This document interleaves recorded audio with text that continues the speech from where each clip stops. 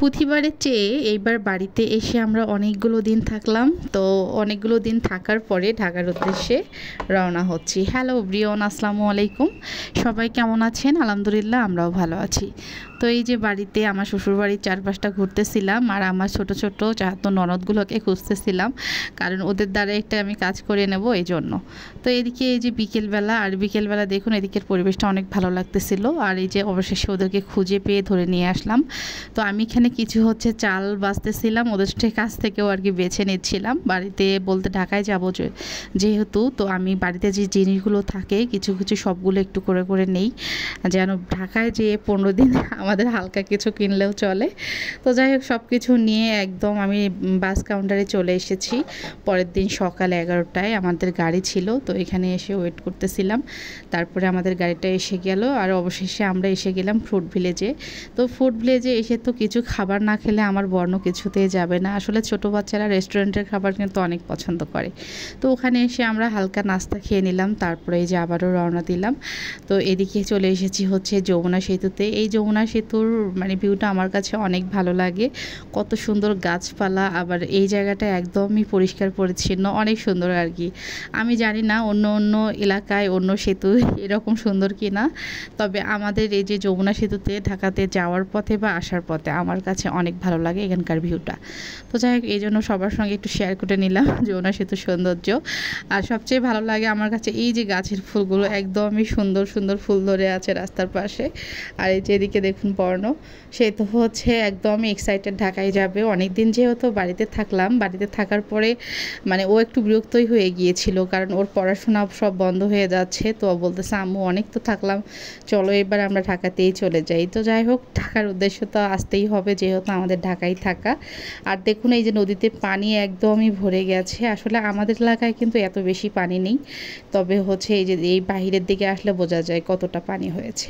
তো যাই হোক, বাসায় পৌঁছে এই যে সব কিছু একদমই এলোমেলো করে বের করে নিয়েছি, পাশাপাশি রান্নাও করতেছি।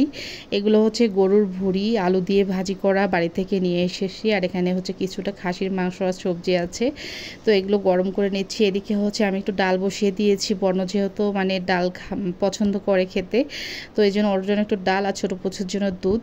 আর এদিকে হচ্ছে পাবদা মাছগুলো আমার হচ্ছে ফ্রিজে ছিল, তো এইগুলো হচ্ছে ভেজে হচ্ছে ভুনা করে নিচ্ছি। যেহেতু অনেক দিন পরে আসলাম, তো রান্না করতে ওইভাবে ভালোও লাগতেছিল না, সব কিছু গুছিয়ে নিচ্ছিলাম, কারণ অনেক দিন পরে এসে তো বাসার অবস্থা মানে যেমন হয়েছিল, যারা বাহির থেকে আসে অনেক দিন পরে শহরের বাসায়, তারাই বুঝতে পারে যে কী অবস্থা হয়ে থাকে। তো তার মাঝে এই যে বর্ণর হচ্ছে বায়না, সে ছোট্ট একটা মিনি পুডিং খাবে, তো তাকে আমি একটা ছোট্ট মিনি পুডিংও বানিয়ে দিলাম। তো তারপরে এই যে হচ্ছে আমার করতেছি, মানে লিহারি বলতে এটা হচ্ছে খাসির পায়া। তো এগুলো হচ্ছে আমি প্রেশার কুকারে সিদ্ধ করে নিয়েছি। এটা ছোলা দিয়ে একদম সুন্দর করে একটু মানে ভুনা ভুনা টাইপ করে রান্না করব।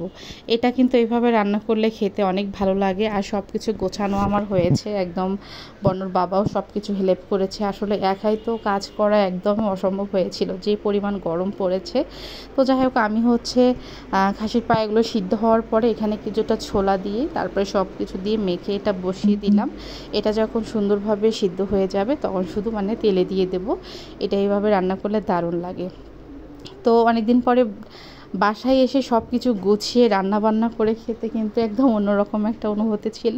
তো কেমন লাগলো আমার ছোট্ট ব্লগটি সবাই কমেন্ট করে কিন্তু জানাবেন। আর এদিকে দেখুন পাকা আম নিয়ে এসেছে, এগুলো কিন্তু হচ্ছে এখানে কিনে নিয়ে এসেছে, আমি বাড়ি থেকে কোনো রকম আম নিয়ে আসিনি, কারণ হচ্ছে বাড়িতে তো আম আর এখন নেই, শেষ হয়ে গেছে। তো বর্ণর বাবা বলতেছে সব কিছুই তো আনছো, আম তো আনোনি।